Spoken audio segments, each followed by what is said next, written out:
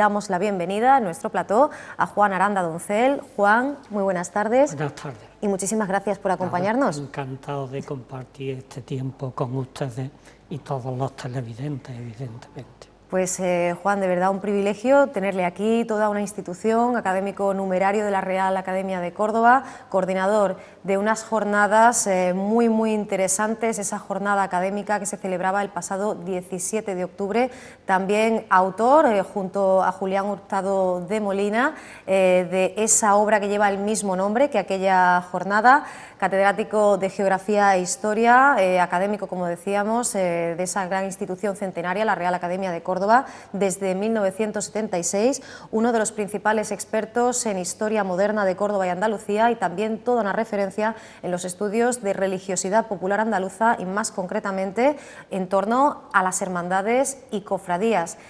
Juan, esta misma tarde a las 8:30 en la Fundación Miguel Castillejo, donde también se celebraron ese encuentro, esas jornadas, va a tener lugar la presentación de esta obra que, como decimos, es homónimo al nombre de aquella jornada académica, San Rafael y el patronazgo de santos mártires en Andalucía, historia, arte y espiritualidad. Una puerta abierta, quizá, una de las raíces más arraigadas de nuestra Córdoba de siempre, ¿verdad? Que une a religiosos y no religiosos. Cualquier cordobés se identifica con la figura del custodio y también con esas reliquias y esa estela de los santos mártires, ¿no? Evidentemente, o sea, esas raíces culturales se proyectan con todos los grupos de la sociedad cordobesa, secularmente, desde la Edad Media hasta nuestros días. Esta realidad ha sido a lo largo del tiempo y ha estado siempre viva. El título de San Rafael y los mártires patronos de Andalucía viene justificado de alguna manera por la idiosincrasia y la peculiaridad que presenta el fenómeno en Córdoba. El custodio y las reliquias de los santos mártires de la parroquia de San Pedro están indisolublemente unidos y de alguna forma queríamos un poco rendir homenaje a esta realidad, convocando a la comunidad científica a que presentaran sus aportaciones sobre la proyección del arcángel San Rafael en el ámbito territorial de Andalucía y también los patronos mártires de distintos núcleos urbanos de nuestra comunidad autónoma. En el caso de Córdoba, Asisclo y Victoria; en el caso de Cádiz, San Servando y San Germán; Justa y Rufina en el caso de la capital hispalense; o bien Siriaco y Paula, mártires y patronos de la ciudad de Málaga. Incluso, prestando atención a figuras tan vinculadas a nuestra tierra como Santa Eufemia, ¿verdad?, que da nombre además a esa localidad de nuestra provincia. O también, por otro lado, pues esas imágenes del mismísimo San Rafael en el Hospital de la Misericordia de Cádiz. Hablamos, de la figura de auténticas insignias de la ciudad. Y es que recordemos que aunque el arcángel San Rafael no es, digamos, el patrón oficial, lo son Asisclo y Santa Victoria, pues es el custodio de la ciudad y popularmente así se le considera por parte de una ciudad que está bañada con triunfos, calles, incluso el estadio municipal, un antiguo arroyo, dos iglesias, todas ellas bendecidas con el nombre de San Rafael, al igual que tantísimos cordobeses, ¿verdad? No hay una familia en esta ciudad o en su provincia en la que no se incluya un Rafael, ¿no?, o un Rafa. Evidentemente, la sacralización del espacio urbano a San Rafael es una realidad con los ejemplos que usted ha ido citando, y también la figura del arcángel San Rafael está íntimamente ligada a la orden hospitalaria de San Juan de Dios. En el caso de Granada, o en el Hospital de la Misericordia de la urbe gaditana, allí la figura de San Rafael tiene un fuerte arraigo precisamente por estos estrechos vínculos con la orden hospitalaria de San Juan de Dios. En el caso de Santa Eufemia, mártir romana, que da nombre a una localidad situada al norte de la línea fluvial del Guadalquivir, pero también patrona, una de las patronas de la ciudad de Antequera. Hablamos de esas jornadas, de esa jornada académica y bueno, pues de su conexión con esta obra. En aquella jornada que contaba con la colaboración de la Fundación Miguel Castillejo, también la Ilustre Sociedad Andaluza de Estudios Histórico-Jurídicos y la Diputación Provincial de Córdoba, dentro de todas esas conferencias, de esos diferentes asuntos que se iban acometiendo. Usted abordaba la conferencia Culto y Devoción a las Reliquias de los Santos Mártires de Córdoba durante los siglos XVI al XVIII. Para el cordobés de a pie, igual que tenemos pues tan arraigada, ¿verdad?, esa figura del custodio y esos milagros, esos escenarios en los que pues pudo aparecer y puso su mano bendiciendo y liberando a la población pues de horrores como la peste, por ejemplo. Sí que es verdad que los santos mártires todavía desconocemos bueno, bastante acerca de ellos. El ciudadano de a pie, por ejemplo, pues esa hermandad, ¿verdad?, que les rinde culto, que les rinde homenaje, actualmente fusionada con la hermandad de la Misericordia, el Santísimo Sacramento, y es todavía pues un mundo por descubrir para el ciudadano de a pie, como decimos. A mediados de la década de los años 70 del siglo XVI tiene lugar el hallazgo de las reliquias en la parroquia de San Pedro de nuestra ciudad, reliquias que corresponden a los mártires Fausto, Januario o Genaro y Marcial, y otros compañeros mártires, entre los que también se encuentra el propio Aciclo. Este hallazgo, en torno a 1575, va rápidamente a conseguir un fuerte calado social, y en el reconocimiento de la autenticidad de estas reliquias hay tres personajes vinculados de alguna forma con la ciudad de Córdoba que van a ser determinantes.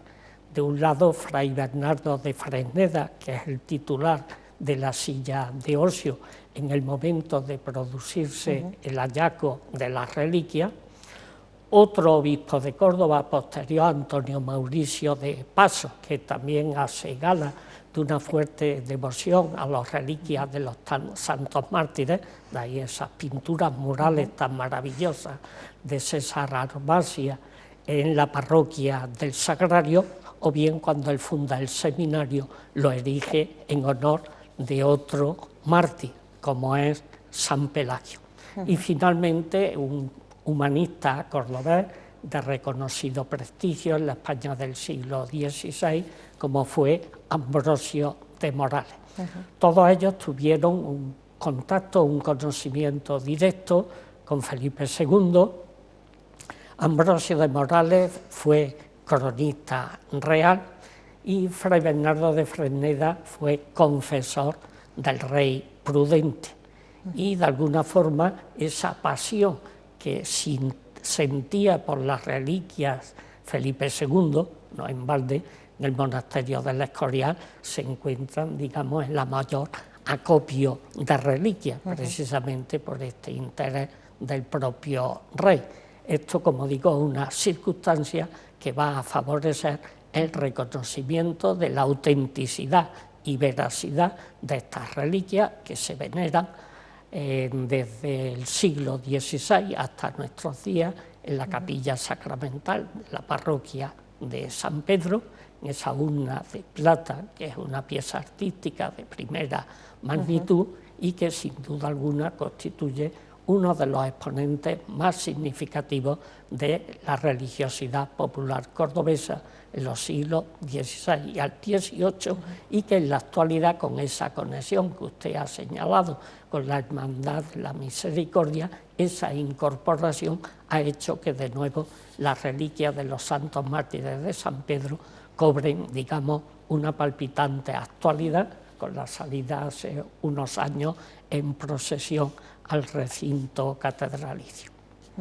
Efectivamente, bueno, pues sabemos que esa Hermandad de los Mártires fue fundada o reorganizada en el siglo XVII, casi un siglo después del hallazgo de las reliquias, pero aparte del octavario anual acordado en su fusión con la del Santísimo Sacramento, poco sabemos de los cultos, ¿verdad?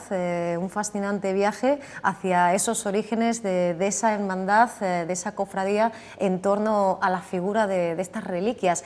En la tradición también nos encontramos vinculada a esa identificación de las propias reliquias con la figura del custodio, ¿no? Con otro de sus milagros. Efectivamente, San Rafael de todos conocido tradicionalmente las apariciones Andrés de la Ruela diciendo que esas reliquias halladas en la parroquia de San Pablo, de San Pedro, debían ser veneradas como auténticas. De alguna forma respalda, digamos, esa autenticidad. Es curioso porque la Cofradía de los Santos Mártires, erigida en 1672-73, es cuando ya la devoción a los Santos Mártires cobra, digamos, una gran pujanza y fuerza. Normalmente cuando se erige o se funda una cofradía es para potenciar el culto. Aquí es el contrario, el culto ya había calado en la sociedad cordobesa y, digamos, como consecuencia de ese fenómeno, distintas familias nobiliarias del barrio de San Pedro acuerdan fundar la Cofradía de los Santos Mártires, que va a quedar vinculada, unida y fusionada con la del Santísimo Sacramento ya en los comedios del siglo XVIII. Efectivamente, y de hecho esa miniatura de las reglas fundacionales de esta hermandad, que data precisamente de 1673, nos recuerda esa efeméride, ¿verdad?, esa constitución de esta hermandad que ha ido fusionándose con estas otras y que, como decimos, ya en el siglo XX, con la Hermandad de la Misericordia, se convierten todo en uno y, bueno, actualmente podemos efectivamente visitar esas reliquias en esa urna de plata, unas reliquias de, bueno, pues unos 28 mártires de los 48 a los que se hace referencia. Tengamos en cuenta, Juan, la dificultad del estudio de estos martirios, de estos mártires en este contexto, porque, bueno, en principio contamos con esa hagiografía de San Eulogio de Córdoba, que registró la ejecución de casi 50 cristianos y bueno, que fue uno de los últimos en morir ejecutado y también uno de los principales impulsores, ¿no? Tenga en cuenta que el hallazgo de las obras manuscritas de San Eulogio en la Catedral de Oviedo es fundamental a la hora de documentar la semblanza biográfica de los mártires que dieron su vida por la fe en la época musulmana, es decir, los llamados el mozarabismo o los mártires mozárabes. En 1574 se imprime la obra de San Eulogio y, curiosamente, un año después tiene lugar el hallazgo. Tengan en cuenta que también en la Córdoba del siglo XVII San Eulogio va a cobrar un gran protagonismo. Una capilla en la catedral, una cofradía que se funda, y podemos decir que gran parte del espacio urbano, como consecuencia de esos momentos que podemos calificar de exaltación martirial, ese espacio urbano se impregna de todo eso, y la prueba más evidente lo tenemos en el llamado Campo Santo de los Mártires, con que Ambrosio de Morales bautizó lo que era el antiguo Campillo del Rey. Hablábamos de esa exaltación, de ese impulso que cobraron los martirios. Y bueno, también recordamos que no todos los representantes, ¿verdad?, de la comunidad cristiana apostaron por ellos. Figuras como la de Recafredo, obispo de Córdoba, consideraba fanáticos a los mártires, incluso llegó a convocar a instancias del califa a un concilio en el año 852, bueno, pues para desautorizar esta búsqueda voluntaria del martirio, que bueno, se había convertido en una manera de reivindicar y de dar ejemplo, ¿no? Efectivamente, o sea, la semilla de esa sangre de los mártires, pues lógicamente va a tener un fuerte desarrollo, no ya en su época, sino a partir del siglo XVI.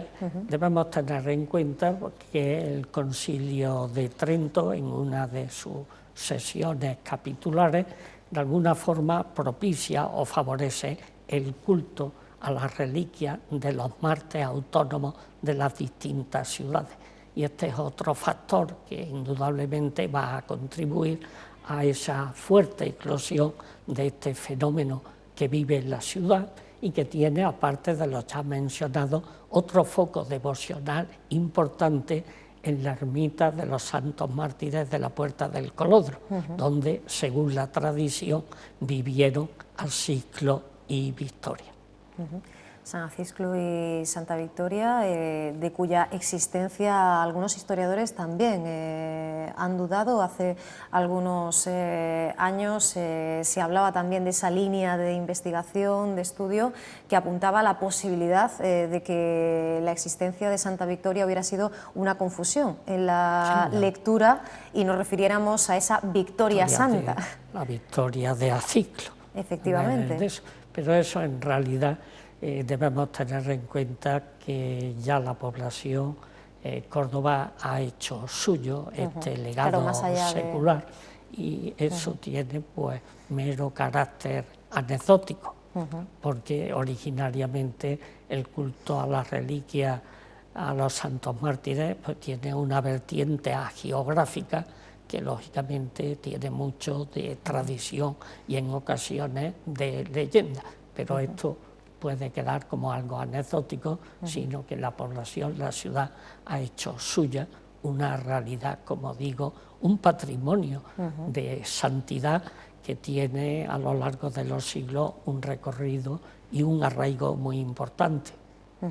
Hablábamos antes de cómo ese arraigo y ese fervor religioso se había materializado en esta hermandad. La capilla del Sagrario fue terminada en 1757 y en 1790 se concluyó esa urna a la que hacíamos referencia antes. Tras 2 siglos y medio de fe empezaba a decaer el número de hermanos, también pues las posibilidades económicas de esta corporación, con eventos como el 4º centenario de la invención de las sagradas reliquias, refiriéndose al hallazgo, al descubrimiento, como último atisbo de esplendor ya en los años 70 del siglo pasado.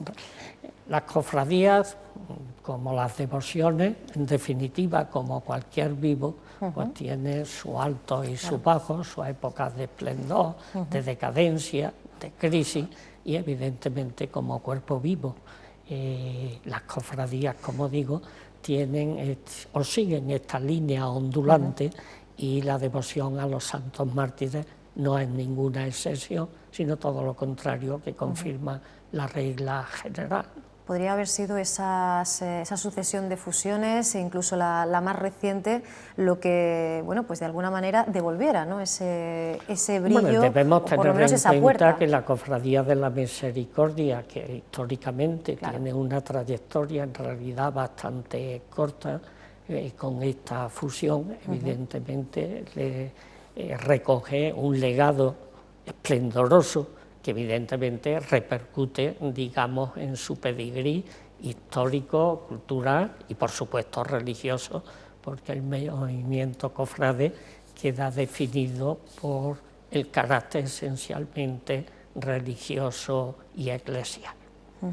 Bueno, pues fascinante este viaje que vamos a poder recorrer esta tarde a las 8:30 en la Fundación Miguel Castillejo, de la mano de Juan Aranda, también de Julián Hurtado. Vamos a poder ahondar con ellos, como decimos, en esas investigaciones y en esos estudios presentados en aquella jornada académica y editados ahora, reunidos en esta obra, como decimos, 8:30, Fundación Miguel Castillejo. Juan, hemos hablado de este aspecto, pero han sido muchas las áreas en las que ha ido profundizando a lo largo de su ya dilatada trayectoria. Ha investigado acerca de pues la polémica concepcionista del siglo XVII, el movimiento cofrade en Hornachuelos durante la Edad Moderna, la frustrada fundación de los mercedarios descalzos en Palma del Río en el XVII, las cofradías de Jesús Nazareno en Andalucía, también mirando pues a su propia tierra natal,